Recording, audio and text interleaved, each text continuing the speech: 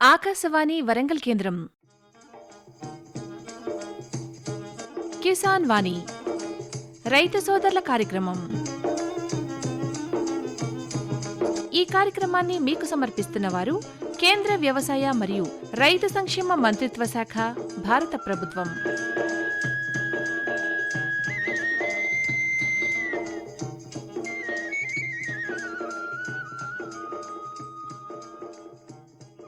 ఈనాటి కిసాన్ వాణి రైతు సోదరుల కార్యక్రమంలో వ్యవసాయంలో భూసార ప్రాముఖ్యత ఈ అంశం గురించి వరంగల్ ప్రాంతీయ వ్యవసాయ పరిశోధన స్థానం సహ పరిశోధనా సంచాలకులు డాక్టర్ ఆర్ ఉమారెడ్డి గారితో పరిచయ కార్యక్రమం వింటారు.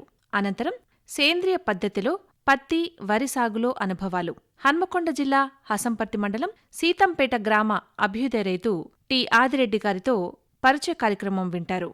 కార్యక్రమంలో ముందుగా శ్రోతలు కొన్ని ప్రకటనలు వింటారు. ప్రధానమంత్రి కిసాన్ సమ్మాన్ నిధి ఈ పథకం కింద 2 హెక్టార్ల వరకు పొలం కలిగిన రైతుల కుటుంబాలకు ఏడాదికి 6,000 రూపాయలు చెల్లించడం జరుగుతుంది. అది అర్హత గల రైతులకు 2,000 రూపాయల చొప్పున 3 వాయిదాల్లో నేరుగా వారి ఖాతాల్లో జమ చేయబడుతుంది. ఈ సన్న చిన్నకారు రైతుల కుటుంబాలను రాష్ట్ర ప్రభుత్వాలు ఎంపిక చేస్తున్నాయి. ఈ పథకం యొక్క పూర్తి ఖర్చును భారత ప్రభుత్వం భరిస్తోంది. ప్రధానమంత్రి కిసాన్ సమ్మాన్ నిధి రైతుల వ్యవసాయానికి సరికొత్త గౌరవం. వ్యవసాయ మరియు రైతు సంక్షేమ మంత్రిత్వ శాఖ, భారత ప్రభుత్వం ద్వారా జనహితార్థం జారీ.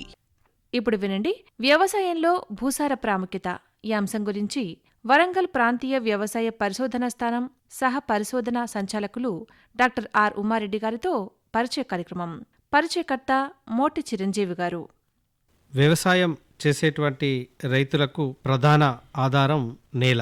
మరి ఈ నేల అనేటువంటిది ఏ రకాలుగా ఉంటుంది, ఈ నేల యొక్క ప్రాధాన్యత ఏంటి, దాని యొక్క ప్రాముఖ్యత ఏంటి, నేల 10 కాలాల పాటు పదిలంగా ఉండాలంటే ఏం చేయాలి, నేలకు పంటలకు సంబంధం ఏంటి, ఒక్కో నేలలో ఒక్కో పంట ఏ విధంగా వేసుకోవచ్చు, మరి ఎలాంటి యాజమాన్య పద్ధతులు అనేటువంటివి చేపట్టాలి, నేల ఆరోగ్యానికి సంబంధించి రైతులు ఎటువంటి జాగ్రత్తలు తీసుకోవాలి, మరి నీటి వాడకం లోపల నేల ఆరోగ్యానికి సంబంధించి రైతులు పాటించాల్సినటువంటి మెలకువలేంటి, అతి ముఖ్యమైనటువంటిది నేల ఆరోగ్యానికి మనిషి ఆరోగ్యానికి గల సంబంధం ఏంటి అనేటువంటి తదితర విషయాలను గురించి వ్యవసాయం లోపల నేల యొక్క ప్రాధాన్యత అనే అంశం పైన ఈరోజు మనకు వివరించడానికి గాను మన ఆకాశవాణి స్టూడియోలో వరంగల్ ప్రాంతీయ వ్యవసాయ పరిశోధనా స్థానం సహ పరిశోధనా సంచాలకులు డాక్టర్ ఆర్ ఉమారెడ్డి గారు ఉన్నారు. వారిని అడిగి మరిన్ని విషయాలు తెలుసుకుందాం. ముందుగా నమస్కారం అండి. నమస్తే అండి. సార్ చెప్పండి, ముఖ్యంగా ప్రతి వ్యవసాయం చేయాలంటే నేల అనేటువంటిది అవసరం. మరి ఈ నేల యొక్క ప్రాధాన్యత ఏంటంటారు? నేల అనేది ఒక సహజమైన వనరు. అంటే మనం దాన్ని తయారు చేయలేం. మనం నేల స్వతహాగానే తయారవుతుంది. మనం తయారు చేసేది కాదు అది.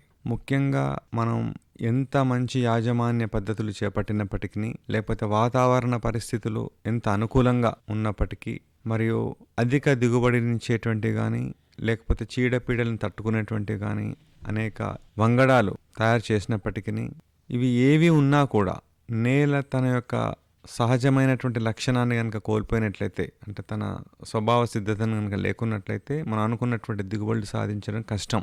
అంటే నేల ఆరోగ్యంగా ఉండడం అనేది చాలా ప్రధానం. నేల ఆరోగ్యంగా ఉంటేనే మనం చేసేటువంటి పని యొక్క పూర్తి సామర్థ్యాన్ని మనం పొందడానికి అవకాశం ఉంటుంది. అలాంటి నేలను మనం తయారు కూడా చేయలేం. మనం అది సహజంగా తయారు కావాలి. సో కాబట్టి సహజంగా తయారయ్యేటువంటి ఆ నేల ఆరోగ్యంగా ఉంటే మాత్రమే మనం సాధించాల్సిన ఫలితాలను సాధించగలిగే అవకాశం ఒక మంచి నేలకు మాత్రమే ఉంటుంది. కాబట్టి అలాంటి నేల లేకపోతే మనం వ్యవసాయం లోపల పెరుగుతున్నటువంటి జనాభా అవసరాలకు అనుకూలంగా ఆహార ధాన్యాలను తయారు చేయడం అనేది చాలా కష్టం. ఎందుకంటే రోజు రోజుకు నేల అనేది తగ్గిపోతూ ఉంటుంది.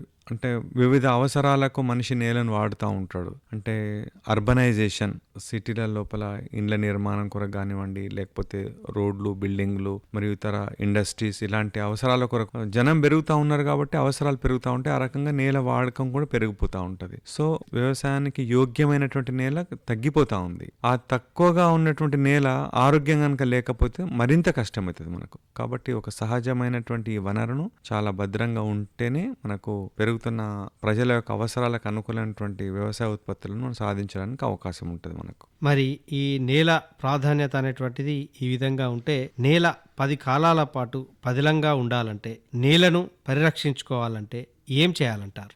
నేల 10 కాలాల పాటు మీరన్నట్లు మంచిగా ఉండాలంటే అనేక పనులు చేయాలి. కాకపోతే అందులో ప్రధానంగా రైతులకు సంబంధించి చేయగలిగినవి ఏంటంటే, ఒకటి పంటలు వేసుకునేటప్పుడు కొన్ని మెలకువలను పాటించాలి. అంటే నేలలలో మంచి చెడ్డవి ఉండవు. నేలలలో రకాలు ఉంటాయి. ఎర్ర నేలలు, నల్లరేగడి నేలలు, అట్లాంటి రకాలు ఉంటాయి. అంతేగాని మంచి నేల ఇది చెడ్డ నేల అని కాదు. ఒక్కొక్క నేల ఒక్కొక్క రకమైన పంటకు ఉపయోగపడుతుంది మనకు. సో కాబట్టి పంటల ఎన్నిక అనేది ప్రధానము. నేలను బట్టి పంటలను ఎన్నుకోవాలి, అది ఒకటి జాగ్రత్త పాటించాలి. రెండోది ఏంటంటే, నేలను దున్నేటప్పుడు అంటే ఏదైనా పంట విత్తనాలు వేసుకునేటప్పుడు విపరీతంగా దున్నకుండా అవసరం మేరకే దున్నుకోవాలి. నేలను బాగా దున్నడం కూడా నేల ఆరోగ్యాన్ని చెడగొడుతుంది. సో కాబట్టి నేలను దున్నడం కూడా చాలా ఆలోచించి దున్నాలి మనం. అదేవిధంగా వివిధ పంటలు వేసినప్పుడు ఆ పంటలకు సంబంధించి ఎరువులు ఇట్లా వేసేటప్పుడు కూడా కొన్ని శాస్త్రీయమైనటువంటి పద్ధతులను పాటించి ఎరువులను వేయాలి. అట్లా వేయకపోతే కూడా అవి పంటల మీద దుష్ప్రభావం ఉండడమే కాకుండా నేల ఆరోగ్యం పట్ల కూడా దుష్ప్రభావం ఉంటుంది. అంటే ఎరువులను వాడేటప్పుడు కూడా జాగ్రత్తలు తీసుకోవాలి వాళ్ళు.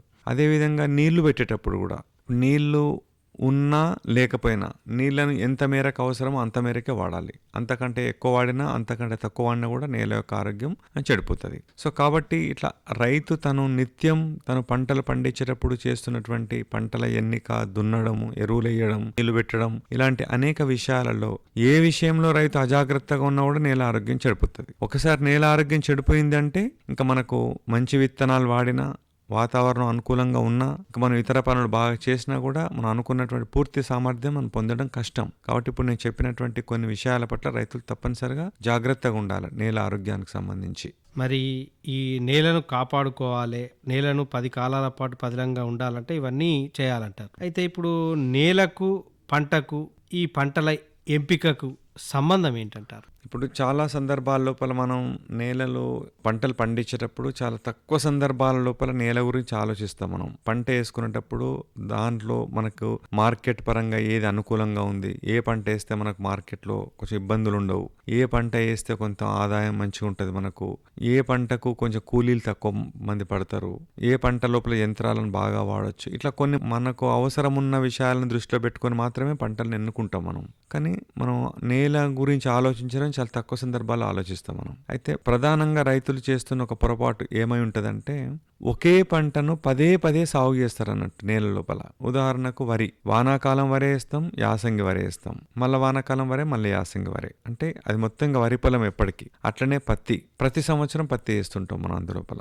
ఇట్లా ఒకే పంటను సంవత్సరాల తరబడి వేయడం ఒక తప్పు, అట్లా వేయకూడదు మనం. రెండోది ఏంటంటే, పంట నేలలు లోతైనవి ఉంటాయి, లోతు తక్కువ నేలలు ఉంటాయి. ఉదాహరణకు నల్లరేగడి భూములు ఉంటాయి, చాలా లోతు ఉంటాయి అవి, అంటే దాదాపు ఒక 30 సెంటీమీటర్ల పైన నేల ఉంటుంది దాంట్లో. సో దాంట్లో మనం డీప్ రూటెడ్ క్రాప్స్, అంటే మనం బాగా లోతైనటువంటి వేరు వ్యవస్థ కలిగినటువంటి పంటలను, అంటే ఉదాహరణకు పత్తి కానీ, కంది కానీ ఇట్లాంటి వేయొచ్చు మనం. అలా కాకుండా ఇలాంటి లోతైనటువంటి వేరు వ్యవస్థ కలిగిన పత్తి, కంది లాంటి పంటలను ఈ ఎర్ర నేలలలో వేసామనుకోండి మనం, అంటే తక్కువ లోతున్నటువంటి నేలల లోపల, అంటే దాని వేరు వ్యవస్థ పొడుగుంటుంది, నేల యొక్క స్వభావం చాలా ఉంటుంది. అలా వేసినప్పుడు ఏంటంటే రైతు ఆశించిన మేరకు పంట ఎదుగుదల ఉండదు. అప్పుడు రైతులు ఏం చేస్తారంటే ఇంకెక్కువ ఎరువులు వేయడం, రసాయనిక ఎరువులు వేయడం, ఇంకా పంట మీద ఎక్కువ పెట్టుబడి పెడతా ఉంటారు. ఎందుకంటే పంటలో పెరుగుదల రైతు ఆశించినంత గొప్పగా ఉండదు. ఎందుకంటే నేల లోతు చాలా తక్కువ ఉంది కాబట్టి, వేరు వ్యవస్థ చాలా పెద్దదాంది, నేల చాలా తక్కువ ఉంది. నిజానికి అలాంటి పంటలలో అయితే మనము మామూలుగా ఈ చిరుధాన్యాలు, అంటే మామూలుగా జొన్నలు కానీ, లేకపోతే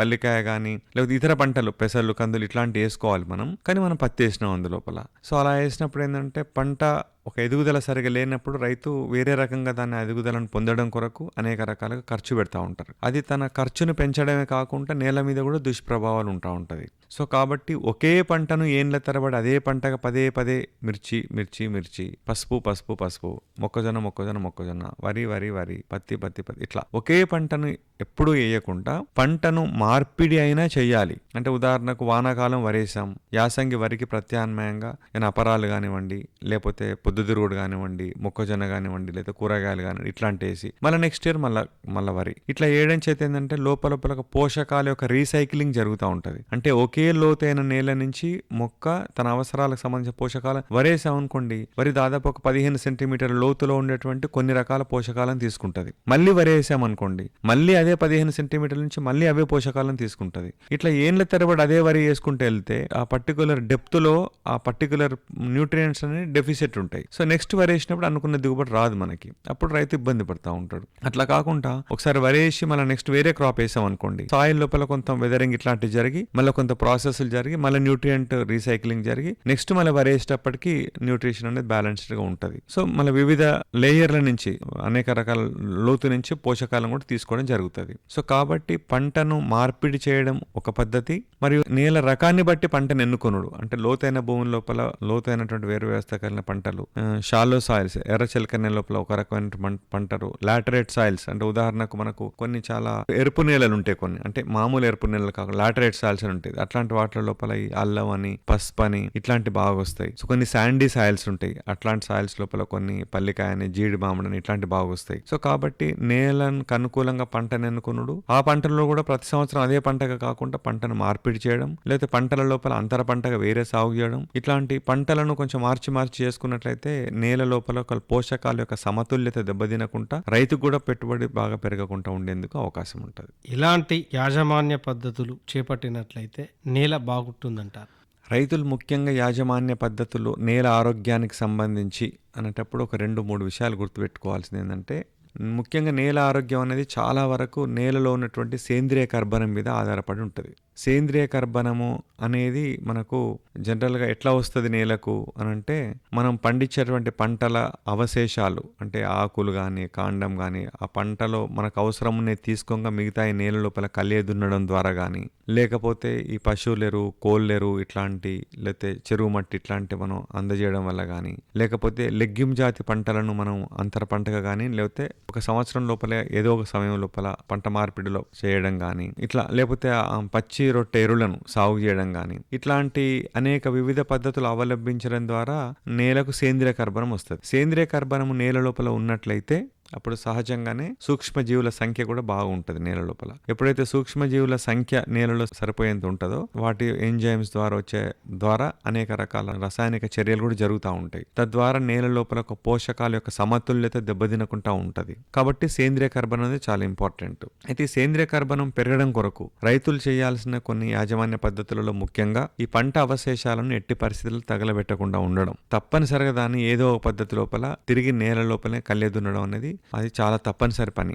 మనకు అవసరం ఉండేటే తీసుకోవాలి, మిగతా వాటిని దున్నేయాలి. అందులోపలనే దున్నడంలో కొన్ని ఇబ్బందులు ఉంటాయి రైతులకు, కానీ కొంచెం అవగాహన కనుక ఏర్పరచుకున్నట్లయితే ఆ ఇబ్బందులను అధిగమించి నేల లోపల దున్నడం అసాధ్యమైతే కాదు, తప్పనిసరిగా సాధ్యమే. ఎప్పుడైతే నేల ఆరోగ్యం చాలా ఇంపార్టెంట్ అని మనం గ్రహిస్తామో, ఆ నేల ఆరోగ్యానికి అతి ప్రధానమైనది సేంద్రియ కర్బనం మనకు తెలుస్తుందో, ఆ సేంద్రియ కర్బనాన్ని తిరిగి నేలకు అందించడం లోపల పంటల అవశేషాల పాత్ర చాలా ముఖ్యం అని మనం భావించినప్పుడు తప్పనిసరిగా వాటిని మనం నేల లోపల కళ్ళె దున్నుతాం. మనం చాలా మంది రైతులు చేస్తున్నారు, కానీ ఇంకా కూడా చాలా మంది రైతులు తగలబెడుతున్నారు. తద్వారా ఏంటంటే సేంద్రియ కర్బనం అందకపోగా నేలలో ఉన్నటువంటి సూక్ష్మజీవులు చనిపోవడం, నేల వేడెక్కడం, ఇలా అనేక రకాల దుష్ప్రభావాలు వచ్చాయి. నేల ఆరోగ్యం చాలా పాడైపోతుంది. సో కాబట్టి పంట అవశేషాలను తిరిగి నేల లోపల కళ్ళెద్దునడం అనేది అతి ప్రధానమైనటువంటి లక్షణం. దాని ద్వారా మనం చాలా ఆరోగ్యాన్ని కాపాడొచ్చు. పచ్చి రొట్టె ఎరువులు కూడా అంటే ముఖ్యంగా ఏ పంట వేసినా సరే, వరి కానివ్వండి, పత్తి కానివ్వండి, అనేక రకాల ఏ రకాల పంటలు వేసినా సరే ఆ పంట కంటే ముందు ఆ నేల యొక్క సారాన్ని పెరగడం కొరకు పచ్చి రొట్టె ఎరువులు అంటే ఆయా ప్రాంతాలను బట్టి జనుములు కానివ్వండి, జీలుగలు కానివ్వండి, బొబ్బెర లాంటివి కానివ్వండి, పెసర కానివ్వండి, లేకపోతే పంటలు పండించుడు వీలు కాకపోతే బయట పండించినటువంటి కొన్ని ఆకులను తిరిగి నేల లోపల కళ్ళెదున్నడం కానివ్వండి, ఏదో ఒకటి పచ్చి రొట్టె ఎరువులను లేదా పచ్చి ఆకులను తిరిగి నేల లోపల కళ్ళెదున్నే అలవాటును కూడా రైతులు వెనకటి నుంచి ఉండే, ఇప్పుడు పరిస్థితులు మారినాయి కాబట్టి అది పని చేస్తలేరు. అలా చేస్తే కూడా నేల యొక్క ఆరోగ్యం సేంద్రియ కర్బనం బాగా పెరిగి మనం చేసే పనులు బాగా ఉపయోగపడతాయి. అదేవిధంగా ఈ కొన్ని గొర్రెల మందలు, కొన్ని కోళ్ళ ఎరువు తోలడం, చెరువు మట్టి లాంటివి తోలడం, కంపోస్ట్ ఇలాంటి కొన్ని యాజమాన్య పద్ధతులు కనుక పాటించినట్లయితే తప్పనిసరిగా మనం కొన్ని పొరపాట్లు చేసినా కూడా నేల లోపల సేంద్రియ కర్బనం తగినంతగా అంటే దాదాపు మనకు 0.7 నుంచి 1 వరకు అట్లుంటే చాలా బాగుంటుంది. కానీ మనకి ఇంకా కూడా 0.3, 0.4, 0.5, 0.6 ఉంటుంది. మనకు ముఖ్యంగా మనది భూమధ్య రేఖకు దగ్గరలో ఉన్నాం కాబట్టి ఉష్ణోగ్రత ఎక్కువ ఉంటుంది కాబట్టి మనం ఎంత చేసినా కూడా సేంద్రియ కర్బనం తరిగిపోతూ ఉంటుంది. సో కాబట్టి మనం ప్రతి సంవత్సరం ప్రతి పంటకు చేస్తూనే ఉండాలి. మనం ఒకసారి చేస్తే సరిపోదు మనకు అది. సో కాబట్టి రైతులు సరే కొన్ని ఇబ్బందులు ఉన్నమాట వాస్తవం, కానీ మిగతా వాటిలో రైతులు ఎంత ఖర్చు అయినా పెడతారు. అంటే విత్తనాన్ని కొనేటప్పుడు, పురుగు మందులు కొట్టేటప్పుడు, ఎరువులను వాడేటప్పుడు, ఇంకా అనేక విషయాల్లో రైతులు కొంత డబ్బు కష్టమైనప్పటికీ, వాళ్ళకు ఇబ్బందులు ఉన్నప్పటికీ దాని మీద ఖర్చు పెడతాం. కానీ నేల ఆరోగ్యానికి సంబంధించి మనం కొంత డబ్బు ఖర్చు పెట్టాలంటే మనం అది పెద్దగా ప్రాధాన్యతను అనుకోకపోవడం వలన మనం ఖర్చు పెట్టాం దాని మీద. ఇప్పుడు మనం ఒక మంచి పశువులెరు తోలాలి, కోళ్ళెరు దోలాలి, అది మనకు అంత ప్రాధాన్యత అనిపిస్తలేదు. మనకు జనుములు జీలికలు చల్లాలి, అది చాలా ఇంపార్టెంట్ అనుకోవట్లేదు మనం. సో కాబట్టి ప్రతి రైతు కూడా ఏదో రకంగా తనకు అనుకూలంగా ఉన్నటువంటి ఈ పద్ధతులను, అంటే పంట అవశేషాలను దున్నడం కానివ్వండి, పచ్చి రొట్టెలు ఇట్లాంటి నీళ్ళలో కళ్ళి దున్నడం చేస్తేనే నేల 10 కాలాల పాటు చాలా బాగుండేందుకు అవకాశం ఉంది. మరి చివరగా వ్యవసాయం చేసేటువంటి రైతులు నేల యొక్క పరిరక్షణ కోసం ఏం చేయాలంటారు? ఇప్పుడు ఒక పెద్ద బలమైనటువంటి ట్రాక్టర్తో దున్నాం అనుకోండి, నేల ఆరోగ్యం చెడిపోతుంది మనకు. లేకపోతే ఒకటే పొలాన్ని 2 లేదా 3 సార్లు దున్నాం అనుకోండి, నేల ఆరోగ్యం చెడిపోతుంది. సో కాబట్టి నేలను దున్నేటప్పుడు కూడా చాలా మనకు మొక్క వేర్లు ఎంత 10-15 సెంటీమీటర్లు ఉంటాయి. మనం 3 లోతు దున్నాం అనుకోండి, అవసరం లేదు, మనకు నేల చెడిపోతుంది. అట్లా మనం పంటలు వేసుకునేటప్పుడు, లేకపోతే పంట మార్పిడి చేసేటప్పుడు, ఎరువులు వేసేటప్పుడు, నీళ్లు పెట్టేటప్పుడు, ఏ పని అంటే మనం వ్యవసాయం లోపల అధిక దిగుబడులు సాధించడం కొరకు ఏ పని చేసినా సరే ఆ పనికి నేల ఆరోగ్యానికి సంబంధం ఉంటుంది. కొంత శాస్త్రీయతతో కనుక చేసినట్లయితే ఆ పని ద్వారా రావాల్సిన పూర్తి ఫలితాలు వస్తాయి, నేల ఆరోగ్యం చెడిపోకుండా ఉంటుంది. నేలను కనుక మనం కాపాడుకోకపోతే రానున్న తరాల లోపల మనకు తిండి గింజలు చాలా కష్టమవుతుంది. కాబట్టి మనం ఈ విత్తనాలు, యాజమాన్యము ప్లస్ వాతావరణము ఇవే కాదు ప్రధానం, వాటితో పాటు మరి వాటికంటే ఎక్కువ కూడా నేల యొక్క పరిరక్షణ చాలా ఇంపార్టెంట్. దాన్ని మన అందరం కూడా కాపాడుకున్నట్లయితే 10 కాలాల పాటు వ్యవసాయం జరగడానికి అవకాశం ఉంటుంది. మరి ఇంతవరకు మీ యొక్క అమూల్యమైనటువంటి సమయాన్ని వెచ్చించి వ్యవసాయం లోపల నేల యొక్క ప్రాధాన్యత గురించి మా వ్యవసాయదారులకు, రైతులకు, అదేవిధంగా శ్రోతలకు చాలా చక్కగా వివరించినందుకు మీకు మా ఆకాశవాణి వరంగల్ కేంద్రం తరపున ప్రత్యేకంగా ధన్యవాదాలు. నమస్తే అండి. శ్రోతలు ఇంతవరకు వ్యవసాయంలో భూసార ప్రాముఖ్యత ఈ అంశం గురించి వరంగల్ ప్రాంతీయ వ్యవసాయ పరిశోధన స్థానం సహ పరిశోధన సంచాలకులు డాక్టర్ ఆర్ ఉమారెడ్డి గారితో పరిచయ కార్యక్రమం విన్నారు. పరిచయకర్త మోట చిరంజీవి గారు. శ్రోతలు ఇప్పుడు కొన్ని ప్రకటనలు వింటారు. సర్వోత్తమ రైతు పురస్కారం లభించింది హరికి. హరి, మీ విజయ రహస్యం ఏమిటో చెప్పండి. రైతు మిత్రులారా, మీరు కూడా మీ పొలాల్లో అధిక పంటను పండించగలరు. అదెలా? ఎప్పుడు ఏ సమస్య వచ్చినా వెంటనే కలపండి ఈ నెంబరు 1800-150-1551. ఇది ఎవరి నంబర్ బాబు? కిసాన్ కాల్ సెంటర్ది. అక్కడ విశేషజ్ఞులు మీ పొలం సమస్యలకు వెంటనే పరిష్కారం చెప్తారు. అదేంటయ్యా, విశేషజ్ఞులు అన్ని సమయాల్లోనూ దొరుకుతారా? తప్పకుండా దొరుకుతారు. ఏడాదిలో 365 రోజులును, అది కూడా ఉదయం 6 గంటల నుంచి రాత్రి 10 గంటల దాకా. మరైతే ఎక్కువసేపు మాట్లాడితే డబ్బు చాలా అవుతుందిగా. ఖర్చు లేనే లేదు. మొబైల్ పై గానీ ఇతర ఫోన్ తో కానీ కిసాన్ కాల్ సెంటర్ కి ఉచితంగా కాల్ చేయవచ్చు. సలహాకి కూడా ఖర్చు ఉండదు. నిజంగా? 16 అనాల నిజం. రైతు సోదరులారా, పంట సమస్యల గురించి మీ భాషలో వెంటనే సమాధానం కోసం పూర్తి భారతదేశంలో ఏ ఫోన్ నుంచైనా జాతీయ హెల్ప్ లైన్ నంబర్ 1800-180-1551తో ఉచితంగా సంప్రదించండి. రైతు మిత్రుడు కిసాన్ కాల్ సెంటర్. ఇప్పుడు వినండి, సేంద్రియ పద్ధతిలో పత్తి, వరి సాగులో అనుభవాలు. హన్మకొండ జిల్లా హసంపర్తి మండలం సీతంపేట గ్రామ అభ్యుదయ రైతు టి ఆదిరెడ్డి గారితో పరిచయ కార్యక్రమం. పరిచయకర్త మోటి చిరంజీవి గారు. సేంద్రియ వ్యవసాయం చేస్తూ అనేక పంటల ద్వారా సేంద్రియ పద్ధతిలో అధిక దిగుబడిని సాధిస్తూ ముఖ్యంగా రాష్ట్ర, కేంద్ర ప్రభుత్వ అవార్డులు తీసుకున్నటువంటి ఆదర్శ రైతు మన ముందున్నారు. వారు తోకల ఆదిరెడ్డి గారు.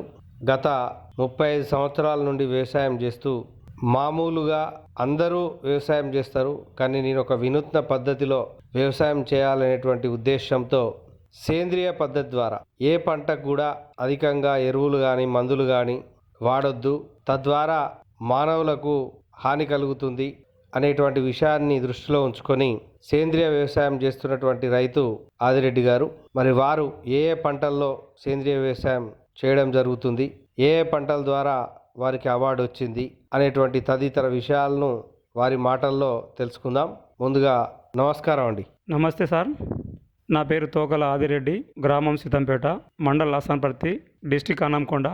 అంటే సార్ చెప్పండి, ఈ సేంద్రియ వ్యవసాయం అనేటువంటిది ఏంటిదంటారు? మీకు సేంద్రియ వ్యవసాయం చేయాలనేటువంటి ఉద్దేశం ఎలా కలిగింది? మేము గత 35 సంవత్సరాలు వ్యవసాయం చేస్తున్నాం. స్టార్టింగ్లో వ్యవసాయం చేసినప్పుడు మొక్కజొన్న వేసేది, పత్తి వేసేది, వరి వేసేది, పల్సెస్ అంటే పెసర్లు, బబ్బెర్లు, నువ్వులు అన్నీ ఒక 4 ఎకరాల భూమిలో మొత్తం అన్ని పంటలు వేసుకొని మేము ఏ మందులు కొట్టకుండా అప్పుడు పండించినాం. ఎందుకంటే ఆ రోజు తీసుకోవాల్సిన జాగ్రత్తలు ఏంటంటే పెసర్లు వేయడం వల్ల మనకు ఎలాంటి పురుగు రాదు, మొక్కజొన్న వల్ల రాదు. ఒక 10 చెట్లు ఆమ్దం చెట్లు పెట్టుకునేది, 20 చెట్లు బంతి చెట్లు పెట్టుకునేది ఇంటి అవసరాల కోసం. అలా మేము చేసుకుంటూ పోతుంటే ఎక్కడన్నా పురుగు ఆశిస్తుంటే ఆ పురుగు అనేది బంతి చెట్టు మీద రాలేదు, ఆమ్దం మీద రాలేదు. ఈ అక్షంతల పురుగు అనేది మొత్తం పెసర ఉంటే ఆ పెసర్లు వచ్చి తినేది. ఈ మొక్కజొన్నకైనా ఈ పత్తికైనా దేని మీద అలి మనకు ఎన్ని హాని చేసే పురుగులు ఉన్నాయో అంతకన్నా మేలు చేసే పురుగులు కూడా ఉన్నాయి. దానివల్ల ఏంటంటే ఎలాంటి మందులు కొట్టకుండా మేము అప్పుడు జాగ్రత్తలు తీసుకున్నాం, మేము పంట పండించినాం. ఆ పండించినప్పుడు ఏంటంటే దిగుబడి అనేది మాకు ఎక్కువ రావడం జరిగింది. ఈ రోజు ఎందుకు దిగుబడి వచ్చిందంటే బంతి చెట్లు పెట్టి లింగాకర్షణ బుట్టలు కూడా పెట్టడం వల్ల ఎందుకంటే మనం ఉనికిని తెలుసుకున్నాం. ఓ పరిస్థితి ఏమున్నది, ఎలా వస్తుంది, పచ్చ పురుగు వస్తుందా, ఆమ్దం పురుగు వస్తుందా, రెడ్ పురుగు వస్తుందా అంటే ఈ రోజు తెలుసుకోవడానికి ఉనికిని తెలుసుకున్నాం. ఆ ఉనికిని తెలుసుకొని కషాయాలు తయారు చేసి స్ప్రే చేయడం జరిగింది. స్టార్టింగ్ లో ఏంటంటే 20 రోజులు ఒకసారి, 40 రోజులు ఒకసారి, 60 రోజులు ఒకసారి బంతి చెట్లు పెట్టడం తర్వాత ఆమ్దం పెట్టడం తర్వాత దీనివల్ల చుట్టూ బార్డర్ క్రాప్ మొక్కజొన్న వేయడం తర్వాత కాటన్లో తీసుకున్నాం. అదే వరిలో తీసుకుంటే వరి కూడా జాగ్రత్తలు తీసుకోవాలనేది మేము కూడా ఈ మందులు కొట్టకుండా ఉండడానికి కోసం కూడా వరి కూడా మేము చాలా జాగ్రత్తలు తీసుకొని మెషినైజ్ అంటే డ్రమ్ సీడర్తో నాటేయడం జరిగింది. అంటే ఇప్పుడు సేంద్రియ వ్యవసాయం చేయాలంటే ముఖ్యంగా ఒక రైతు దగ్గర ఏమేమి అవసరం, పశువులు ఏం అవసరం, ఇంకా ఇతర పరికరాలు ఏ విధంగా అవసరం అనేటువంటి పడతాయంటారు? మాకు పశువులు ఉండేది. అప్పుడు మాకు కనీసం ఏంటంటే మాకు ప్రతి సంవత్సరము ఈ 4 ఎకరాల ఫీల్డ్లో 2 ఎకరాల వరకు మేము మా పశువుల పెంట మేమే పోసుకునేది. మాకు ఇంటి దగ్గర కోళ్ళు ఉండేది. ఈ వేస్ట్ అయినటువంటి వస్తువులు కూడా పశువులు కూడా పెంట తీసుకొని కూడా మేము వర్మి కాంపోస్ట్ బెడ్ కూడా తయారు చేసుకున్నాం. ఎందుకంటే వర్మి కాంపోస్ట్ బెడ్ తయారుకుంటే చెత్త ఉంటుంది కదా, వానపాము ఎర్రలు తయారు చేసుకొని ఒక బెడ్ కట్టుకొని కూడా మాకు డిపార్ట్మెంట్ వల్ల దీనివల్ల లాభం ఉంటుంది అనే ఉద్దేశంతో మాకు తెలియడం జరిగింది. తెలిస్తే మేము ట్రైనింగ్ నేర్చుకొని కూడా మా ఇంటి దగ్గర మేమే బర్రెల పెండ, ఆవుల పెండ, ఎడ్ల పెండ ఉండేది. ఆ పెండ తీసుకొని మేము కంప్లీట్ బెడ్లో వేసుకొని ఒక బెడ్ అయినాక ఒక బెడ్ ఆటోమేటిక్ ఏంటంటే మేము కొంచెం ఈ పదన ఆరకుండా మనం పెండ నీళ్ళు కలిపి చల్లినట్లయితే ప్రతి ఒక్క వానపాముల బెడ్ మీద మాత్రం చల్లినట్లయితే మనం ఎర్రలు తినుకుంటా మీదకి వస్తాయి. కంప్లీట్ అయిన తర్వాత మళ్ళీ కిందికి పోతా అంటే మనం ఎరువు తీసుకొని మళ్ళీ ఇంకో పక్క దాంట్లో కూడా వేసుకోవచ్చు. అట్లా వేసుకొని పెంచుకొని అసలు ట్రాన్స్పోర్ట్ కిరాయిలు కూడా తగ్గుతాయి అన్నట్టు. బ్యాగులలో నింపినట్లయితే మాకు బ్యాగులలో తీసుకుంటే మాకు ఉండేది కాబట్టి అవకాశం ఉండేది కాబట్టి మాకు అప్పుడు పరిస్థితి బాగుండి మేము చేసుకునేది. ఈరోజు మాకు ఆవులు ఉండేది. ఒక ఆవుని తీసుకుంటే ఒక 2 ఎకరాలు సాగు చేయవచ్చు. ఆవు వల్ల ఏంటంటే ఆవు మూత్రంతోని కషాయాలు తయారు చేసుకొని ఆవు మూత్రం స్ప్రే చేసేది. ఆవు మూత్రం ఆవు పెండ తీసుకొని ఆ పెండను నీడలో ఒక్కదికేసి ఆ ఆవు మూత్రం తీసుకొని కూడా ఈ పెండలో చల్లి మనం ఉన్నట్టు వేస్ట్ అటువంటి పదార్థాలు అంటే పప్పు దినుసుల వేస్ట్ డస్ట్ ఉంటుంది చూడు, అది కూడా కలిపి నీడలో ఉంచి బుకింగ్ చేసి మేము కూడా ఒక బ్యాగులు ఎత్తుకొని మేము వర్షాలు పడుతూనే చల్లేది. అంటే మూత్రం వల్ల ప్రతి ఒక్క దానికి ఉపయోగం.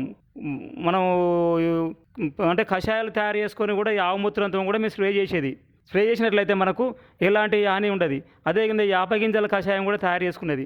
యాపగింజల కషాయం తయారు చేసుకొని స్ప్రే చేసినట్లయితే ఏ పురుగు కూడా మనం వరి పంట మీదనైనా పత్తి పంట మీదైనా ఏ పురుగు ఆశించదు. దానివల్ల మాకేంటంటే దిగుబడి ఎక్కువ వచ్చేది. అంటే ముఖ్యంగా మీరు కనుక చూస్తే రాష్ట్ర స్థాయిలో కానీ కేంద్ర స్థాయిలో కానీ అవార్డులు తీసుకున్నారు. అయితే అందులో ముఖ్యంగా మీరు వరిలో సేంద్రియ వ్యవసాయం చేశారు, అదేవిధంగా పత్తిలో కూడా సేంద్రియ వ్యవసాయం చేశారు. ముందుగా మీరు కేంద్ర ప్రభుత్వం అవార్డు ఇచ్చింది పత్తిని సేంద్రియ పద్ధతిలో సాగు చేయడం అనేటువంటి విషయం పైన. మీరు ఈ పత్తిని సేంద్రియ పద్ధతిలో ఎలా సాగు చేశారు, పత్తిని ఏ విధంగా పెట్టుకున్నారు, ఎన్ని ఎకరాలలో పెట్టిల్లు, దాని దిగుబడి అనేటువంటిది ఏ విధంగా వచ్చింది? 1 ఎకరం తీసుకున్నాం. 1 ఎకరం పత్తి ఏంటంటే ఫస్ట్ మేము ట్రైనింగ్లో ఏ పురుగు ఏంటంటే నేర్చుకున్నాము. నేర్చుకున్న తర్వాత ఏంటంటే 1 ఎకరం ఫీల్డ్ తీసుకొని ఎకరంలో చుట్టూ ఒక 2 సార్లు బెబ్బెర సార్లు వేసేది, ఒక మొక్కజొన్న సార్లు వేసేది, చుట్టూ బార్డర్ చుట్టుగా వేసేది. వేసిన తర్వాత ఏంటంటే ఆమ్దం చెట్లు ఒక 5 పెట్టేది, బంతి చెట్లు ఒక 5 పెట్టేది. పెట్టిన తర్వాత ఏంటంటే కింద కూడా అవసరం పడితే మన పెసర్లు వేసి కూడా మేము ఒక పూతకు వచ్చినప్పుడు కూడా పత్తిలో పల్టరు కొట్టి కొట్టడం జరిగింది. ఇది చేయడం వల్ల ఏంటంటే ఈ అక్షంతల పురుగు అనేది కంపల్సరీ వస్తుంది, ఈ బంతి పచ్చ పురుగు వస్తుంది, ఆమ్దం అంటే లద్దె పురుగు వస్తుంది. ఈ పురుగు వల్ల మనం ఉనికిని తెలుసుకునేది. దానివల్ల ఏంటంటే మనకి గ్రేస్ రాసిన ప్లేట్లు కూడా పెట్టేది. ఎందుకంటే పచ్చదోమ తెల్లదోమ కూడా అయ్యేది. కొన్ని పక్షి స్థావరాలు కూడా పెట్టినాం. ఎందుకంటే ఈ పక్షి స్థావరాలు పెట్టినట్లయితే పక్షి ఆలి ఎక్కడన్నా పురుగు కనుక ఆశించినట్లయితే అక్కడ ఇమీడియట్లీ ఆ పురుగును తినేది. కాకుంటే కంటి తీగలు కూడా ఉండేది. మన చేనులో కంటి తీగలు ఉన్నాయంటే ఆ కంటి తీగల వల్ల కూడా పచ్చ పురుగైనా లద్దె పురుగైనా దాని శరీరంలో ఎక్కడైనా దాని భాగంలో అంటే పురుగులో ఎక్కడ ఏ భాగాలైనా గుడ్డు పెడుతుంది. దానివల్ల ఎందుకంటే గుడ్డు పెట్టిన వల్ల ఎందుకంటే అది పిల్ల పురుగు అయ్యే వరకు చనిపోతుంది. అంటే నివారణ అట్లా జరిగేది. అంటే ఒక విధంగా అన్ని విధాలుగా నివారణ జరిగిన వల్ల మనకి ఎలాంటి పురుగు మందులు ఖర్చులు లేదు కాబట్టి ఆటోమేటిక్గా మాకు దిగుబడి కూడా బాగా వచ్చేది. చేను కూడా ఆరోగ్యంగా ఉండేది మాకు. దానివల్ల మాకు రాష్ట్రంలో ఏంటంటే కేంద్రంలో మాకు కాటన్ మీద దిగుబడి బాగా వచ్చిందనే ఉద్దేశంతో కేంద్ర వ్యవసాయ శాఖ మంత్రి, కాటన్ మినిస్టర్ వ్యవసాయ శాఖ మంత్రి వాళ్ళు నాకు అవార్డు కూడా ఇవ్వడం జరిగింది. అదేవిధంగా రాష్ట్రంలో ఇప్పుడు మన కేంద్ర ప్రభుత్వం మీకు అవార్డు ఇచ్చింది. అంటే సేంద్రియ పద్ధతి ద్వారా పత్తి పంట పండించాలనేటువంటి ఆలోచన ఎలా కలిగింది మీకు? మేము ఆసియా ఖండం వాళ్ళు మాకు ట్రైనింగ్ ఇచ్చిండ్రండి. పొలంబడి కార్యక్రమం పక్కబడి వీళ్ళు అయితే అంటే నేను బాటపడి వచ్చి చూసి అరే ఏమో చేస్తానంటే ఇక్కడ పొలంబడి అబ్బా అంటే ఆ పొలంబడిలో మాకు ఒక 5 జాళ్ళు ఇచ్చి ఈ 5 జాళ్ళ మీద ఏంటంటే పొలంబడి కార్యక్రమంలో మీరే పురుగును కనుక్కోవాలి, మీరే మిత్ర పురుగు ఏంది, చిత్ర పురుగు ఏంది మీరే తెలుసుకోవాలనే ఉద్దేశంతో మాకు ఏ రోజు చెప్పకపోయేది. దానివల్ల ఒక పురుగును తీసుకొని ఒక పురుగును కలాడి చేసి ఆ గ్లాసెస్లో కవర్లో పెట్టేసి దాని పురుగును ఈ పురుగు తింటుంది అనేది తెలుసుకోవడానికి కోసం మనం ఒక్కోసారి లద్దె పురుగు వచ్చి ఆకులు తిన్నా ఏం కాదు, గూడలు తిన్నా ఏం కాదు, మళ్ళీ కాపాస్తాయనే ఉద్దేశంతో అట్లా నేర్చుకోవడం జరగదా. కాకుంటే మోనోపోడీలు ఎన్ని ఉన్నాయి, సింపోడీలు ఎన్ని ఉన్నాయి అనేది కాటన్లో ఏ రకం అయితే బాగుంటుందని ఆ ట్రైనింగ్లో నేర్చుకోవడం వల్ల మేము మా దగ్గర మా ఫీల్డ్లో మేము ప్రాక్టికల్గా మేము చేసి అధిక దిగుబడి చేసినందువల్లనే మాకు కేంద్ర అవార్డు వచ్చింది. ఈ కాటను మనం తీసుకునే జాగ్రత్తలు తీసుకొని ఈ మంచి దిగుబడి తీసిన తర్వాత మార్కెట్కి తీసుకెళ్తే మనం మందులు కొట్టిన దానికి దీనికి తేడా ఉండేది. మందులు కొట్టిన దాంట్లో ఏంటంటే విపరీతమైన అట్టలు గుడ్చుకుంటాం కాబట్టి దానివల్ల దురదలు ఇట్లా రావడానికి ఆస్కారం ఉండి నీట్గా లేకపోయేది. ఈ మందులు కొట్టకుండా ఆర్గానిక్గా పండించినామని అనగానే కొంచెం పత్తి నీట్గా ఉండి మాకు డిమాండ్ ఎక్కువ ఉండి పోటీ పడి తీసుకోలేదు మార్కెట్లో మాకు మా దగ్గర నుంచి రైతుల దగ్గర నుంచి. అంటే ఈ విధంగా అధికంగా ఎరువులు వాడకపోవడం వల్ల మీ దానికి ఎక్కువ దిగుబడి వచ్చేది, ఎక్కువ రేటు కూడా వచ్చేది. అయితే మరి మీరు రాష్ట్ర స్థాయిలో కూడా అవార్డు తీసుకున్నారు. మరి వరిలో ఏ విధమైనటువంటి సేంద్రియ వ్యవసాయాన్ని మీరు చేయడం జరిగింది? వరి పంట వేయడంలో నాటేసే విధానం చేసేది. నాటేస్తుంటే అప్పుడు కరెంటు కొరత ఉన్నది, వాటర్ కొరత ఉన్నది. దీనివల్ల భూమిలో పంట మార్పిడి చేయాలనేది గవర్నమెంట్ ఒక ఆలోచన ఉండే. దానికి అనుగుణంగా మేమేందంటే ఇట్లా బాగుంటుంది అనే ఉద్దేశంతో మేము ఫస్ట్ స్టార్టింగ్లో డ్రై పద్ధతి మేము వెదజల్లినాము. దుక్కిలో వెళ్ళి కూడా మేము నాటేయడం జరిగింది. వేసిన తర్వాత ట్రేలో వేస్తారు, ట్రేలో వేస్తే బాగుంటుంది అనే ఉద్దేశంతో ట్రేలో పెంచడం జరిగింది. ట్రేలో వేస్తే మేము ప్లాస్టిక్ కవర్లో పెంచి దాని ట్రే తయారు చేసి కూడా వ్యవసాయ యూనివర్సిటీ నుంచి కూడా మిషన్ తీసుకొచ్చి మేము నాటేయడం జరిగింది. నాటేసినాక ఏంటంటే మేము ఆవులో ఉన్నటువంటి మూత్రము కషాయాలు తయారు చేసి మేము ఎక్కువ స్ప్రే చేసేది. స్ప్రే చేయడం వల్ల ఏంటంటే ముందు జాగ్రత్త వల్ల అంటే మేలు చేసే పురుగులు చనిపోకుండా ఉంటాయి కాబట్టి కషాయాలు కొడితే మనకు హాని చేసే పురుగులు రాగానే ఇమీడియట్లీ తింటాయి. కాకుండా ఏంటంటే దానివల్ల ఏంటంటే మనకు ఎక్కువ ఖర్చు ఉండకపోయేది. అసలు మందులు కూడా కొట్టకుండానే మేము పండించడం జరిగింది.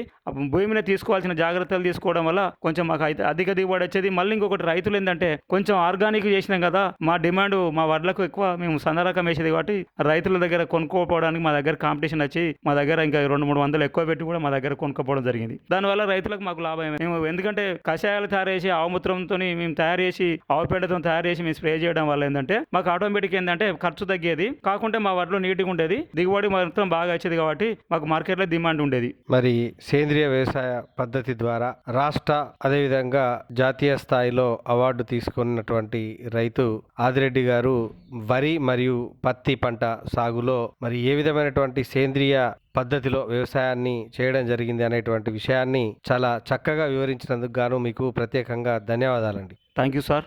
శ్రోతలు ఇంతవరకు సేంద్రియ పద్ధతిలో పత్తి, వరి సాగులో అనుభవాలు హన్మకొండ జిల్లా హసంపర్తి మండలం సీతంపేట గ్రామ అభ్యుదయ రైతు టి ఆదిరెడ్డి గారితో పరిచయ కార్యక్రమం విన్నారు. పరిచయకర్త మోటె చిరంజీవి గారు.